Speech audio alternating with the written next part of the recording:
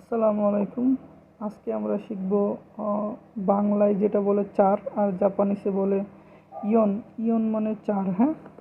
আর ইয়নের হচ্ছে মানে চারের হচ্ছে উনিয়মে হচ্ছে শি, এই যে শি, আর কুনিয়মে হচ্ছে উন, ইচ্ছু অথবা সু।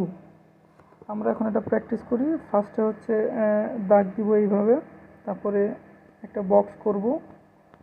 বক্স করার পরে এই যে এইভাবে, হ্যাঁ, এই যে বক্স করে এইভাবে টান দিয়ে এইভাবে আমরা যদি করি, এটাকে বলে জাপানিসে চার। একদম সহজ। একটা বক্স করে ডানে একবার টান, নিচ থেকে বামে একবার টান দিলেই হয়ে যাচ্ছে ইয়ন। এটাকে বলে বাংলায় চার। ইনশাল্লাহ আপনারা প্র্যাকটিস করেন, হয়ে যাবে।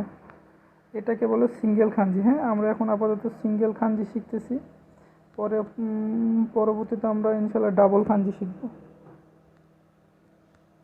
আর এটার বিস্তারিত ইনশাল্লাহ আমি খুব দ্রুতই ইউটিউব ভিডিও নিয়ে আসব। এখন আমরা শর্ট ভিডিও করতেছি। ওকে, সবাই ভালো থাকবেন, সুস্থ থাকবেন।